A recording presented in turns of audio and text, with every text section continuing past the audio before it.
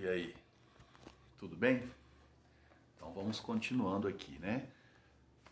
Estamos vendo agora o fim do Estado Novo. Tá? Vimos o Estado Novo, começamos a ver inclusive o fim do Estado Novo na aula anterior, mas vamos retomar aqui. Bom, nós já vimos aqui que o Estado Novo vai cair sobretudo por causa de uma contradição que vai existir entre o Brasil lutar na Segunda Guerra do lado dos aliados contra os fascistas ou as ditaduras lá na Europa. E ter aqui no Brasil um governo de característica próxima ao fascismo, né, fascistoide, como se fala, e de qualquer forma uma ditadura. Então uma contradição aí. Bom, mas por que o Brasil entrou na guerra do lado dos países do eixo? Entrou logo do aliado. O que aconteceu? Bom, nós estávamos vendo, fruto da política da boa vizinhança do Roosevelt, Franklin Roosevelt, que tem seu aspecto cultural, visitas à América Latina, América de modo geral. Falamos aqui da presença do Walt Disney, o presidente norte-americano também veio ao Brasil. Então nós temos aí a criação do Pato Donald lá nos Estados Unidos. Aqui tinha o Zé Carioca. Então os animais falantes. O encontro dos dois personagens num filme, Carmen Miranda, tal. E no aspecto econômico, grandes empréstimos ao Brasil. Então foi oferecido aí vultosos investimentos, né, que acabaram sendo usados inclusive na construção da CSN, de Volta Redonda. Bom, diante disso, você vai perceber então que nós tínhamos aqui ideologicamente uma aproximação maior com o eixo fascista do que com os Estados Unidos. A nossa aproximação com os Estados Unidos era mais no campo da política econômica e com o eixo era mais ideológica. Tanto que em 1940 o Vargas faz um discurso parabenizando, né, saudando o sucesso nazista. Mas agora ele vai ficar do lado dos Estados Unidos. Então a ideologia foi suplantada aí pela economia. A economia vence. Tá?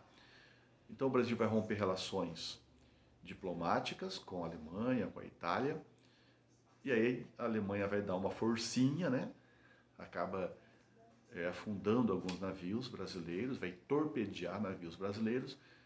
Então aí era a gota d'água que faltava, o detalhe que faltava, e o Brasil vai declarar então estado de guerra contra a Alemanha e a Itália. Isso é 1942. Em 1944, o Brasil vai para a guerra. Então ele vai ter que organizar a FEB, Força Expedicionária Brasileira, que tinha como lema a cobra vai fumar. Né? Não acreditavam que o Brasil iria para a guerra, que era muito mais fácil uma cobra fumar, e a cobra fumou. O Brasil vai à guerra. E a Força Aérea Brasileira, a FAB. O lema da FAB era Senta a Pua. Então nós mandamos lá pilotos. A Marinha ficou em cargo aí de fazer patrulhamento lá do Atlântico Sul. Os norte-americanos também puderam utilizar o Nordeste, né? Fazer ali no Nordeste áreas, como se diz, bases militares. Então veja, estamos do lado certo da guerra. Inclusive essa opção, né, que o Brasil tomou aqui acabou favorecendo a nossa própria indústria. Né? Nós aumentamos as relações econômicas, inclusive com os Estados Unidos, vendendo borracha, quartzo e etc. Então teve um incremento na atividade industrial também. Bom, estávamos do lado certo da guerra, mas e aí? Onde é que está a contradição que eu já falei para vocês? Então Vargas percebeu que a coisa ia mudar. E ele, obviamente não era nem bobo, né? Vai procurar ser o sujeito dessa democratização, para não ser superado pela própria história. Então ele se antecipa e vai caminhar para a abertura, como se diz no mundo político. A abertura política. Ele vai decretar anistia em 1945, significa a liberdade dos presos políticos. Tem a ver com essa posição dele, óbvia, de antecipar aqui a questão da democratização, mas tem a ver também com a aliança que estava sendo feita na Europa, do qual o Brasil fazia parte. Então nós temos lá uma aliança, mesmo que bizarra, entre o capitalismo e o socialismo, entre os Estados Unidos e a União Soviética, contra o fascismo. Então aqui não tinha sentido manter preso os comunistas. Então eles acabam sendo soltos, inclusive Luiz Carlos Prestes. Interessante que os comunistas, liderados até pelo Carlos Prestes, vão apoiar Vargas, não vão só ficar em liberdade, eles passam a defender Vargas.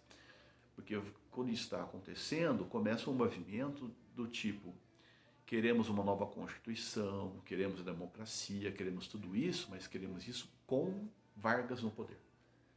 Então é um movimento do queremismo. E o próprio Prestes está defendendo essa ideia.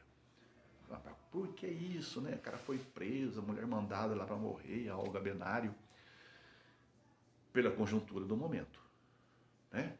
Bom, conjuntura, né, é do momento ali. Como assim? A União Soviética, ela praticamente passa a ordem, né, aos partidos comunistas. Eles devem apoiar, os comunistas devem apoiar os governos que estão lutando contra o fascismo. E querendo ou não, o Brasil estava lutando contra o fascismo lá na Europa. O Brasil era antifascista. Como que a história é interessante, né, não? Um governo que até ontem era fascista, agora ele é contra. Mas isso rendeu, então, a participação nesse movimento queremista, ou, como está no texto, o queremismo. Então, tem que ter mais coisa. Então, vai ser libertado os presos políticos, vai a autorização para a formação de partidos, convocação para as eleições, que seria no fim de 45. Então, vão aparecendo aí os partidos.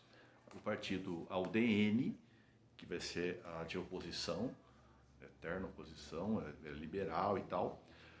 O Vargas vai ser padrinho de dois partidos, o PTB, que é o Partido Trabalhista, e o PSD, que é o Partido Social Democrata. Um mais ligado às elites, aos empresários ali, que faziam parte do governo, e o PTB mais ligado ao movimento sindical. Professor, meu sindicato sempre do lado do Vargas, não é isso? É que lembra do corporativismo? Lembra do peleguismo? Tá? Então, os sindicatos estavam atrelados ao governo. Inclusive, gente, nasceu aí também, no governo Vargas, o imposto sindical. Um dia do trabalho do trabalhador, sindicalizado ou não, vai para o sindicato. Isso fazia com que o sindicato pudesse ter lá suas colônias de férias, suas atividades, né? Mas também se manter.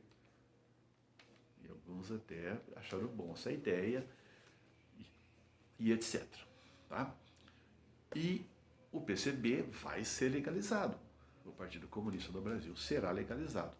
Inclusive com um candidato aqui às eleições. Tá? Porém, essas manifestações, queremos Vargas e não sei o que, essa mudança de Getúlio Vargas, essa aproximação com o comunismo, fez com que parte daqueles que estavam no governo falasse assim: o Vargas vai continuar. Inclusive agora do lado esquerdo da política. Isso não vai ser possível. Ou não podemos deixar que isso seja possível. Então eles vão fazer o tal do golpe preventivo. Na verdade, eles vão afastar Vargas do poder. Tem um texto, inclusive, que mostra uma questão, né? Que mostra aí o comunicado à nação, né? De que o presidente será afastado do poder e tal. A partir daí, teremos as eleições sem esse perigo de que o Vargas continuasse por mais algum tempo. Pô, ficou só 15 anos, né, cara? Por que não deixou o cara mais uns 4 ou 5? É demais, né? De qualquer forma, o Vargas sai, temos as eleições e quem ganha é o Dutra, Eurico Dutra, que era ministro dele. Vargas até que o apoiava mais ou menos, né? Ele falava, ó, vote no Eurico, mas se quiser, eu fico. Aquela coisinha de Getúlio. Então não teve jeito. E olha que interessante, o Eurico é aquele que tinha defendido a entrada do Brasil na guerra do lado da Alemanha. Agora ele ganhou as eleições e vai ser encarregado de manter o quê? A democracia. Tá? Então ele se volta contra Vargas nesse momento, até ontem era aliado, hoje não é mais, e vai ser encarregado de passar o Brasil para a democracia. De fato, se a história é estranha, imagine então a política, hein? Ótimo aí.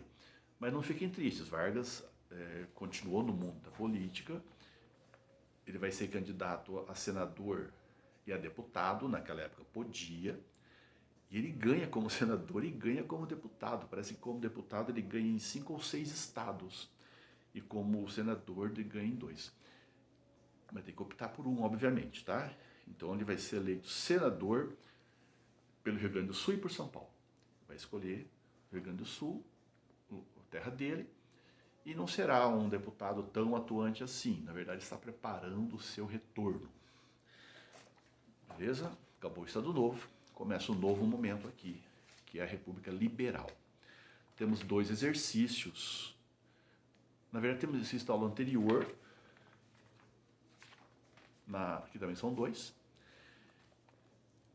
Primeiro fala assim, sobre as políticas e medidas adotadas por Getúlio Vargas durante o Estado Novo, é correto afirmar o quê? Direto na alternativa C. Vargas desenvolveu uma política autoritária de repressão aos opositores com censura ferrenha, DIP e etc. Essa está correta, tá?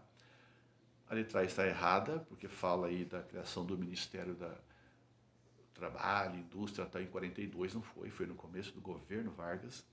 A B também está errada, porque ele fala aí na criação da Petrobras. Isso vai ser depois, no outro governo Vargas, na época da democracia. A segunda tem aqui as alternativas corretas ou não. A primeira, a letra 1, o número 1 já está errado, porque ele fala e representou a vitória de um partido organizado e tal. Quer dizer, em 37, o plano COI não tem essa de partido. Já falamos que ele acaba com todos. A segunda está correta. Um dos argumentos utilizados por Vargas para dar o golpe foi de que pairava uma ameaça comunista.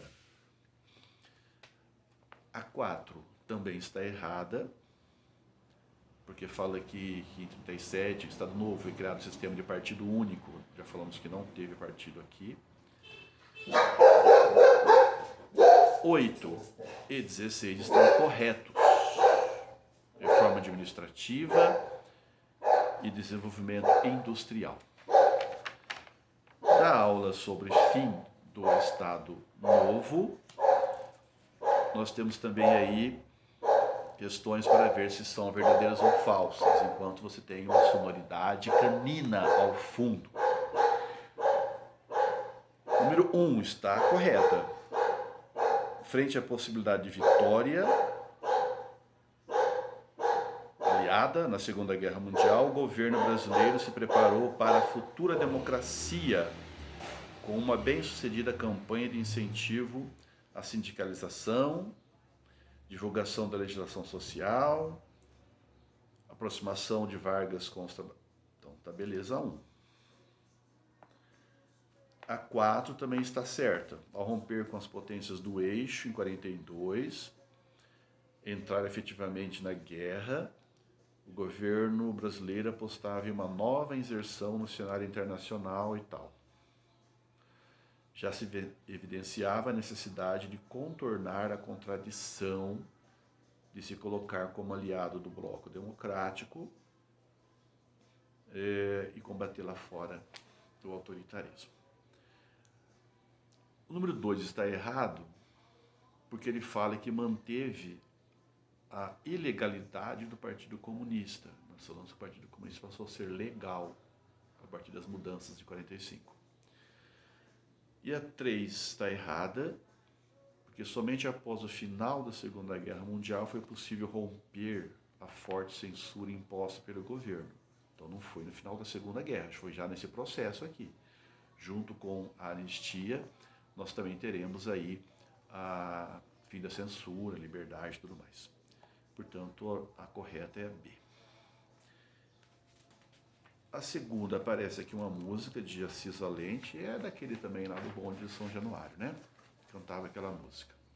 Não vou ler aqui a música, mas é um samba elaborado no contexto da aproximação das relações diplomáticas entre Brasil e Estados Unidos. Então, em todo momento ali no samba, ele fala do tio Sam. O tio Sam sem tocar bandeira, o tio Sam está querendo, o tio Sam e a Casa Branca e etc. Sobre as relações entre os dois países, não é correto afirmar a letra C, que um dos efeitos da aproximação foi a imediata adesão ao liberalismo político por parte de Vargas a partir de 40, decretando o fim da ditadura do Estado Novo. Então não foi isso, vemos até que o processo, né, a ideia de querer continuar, Vargas foi tirado do poder e etc. Então, as outras estão corretas, não vou ler aqui, porque você pode ler aí. Parabéns e até a próxima.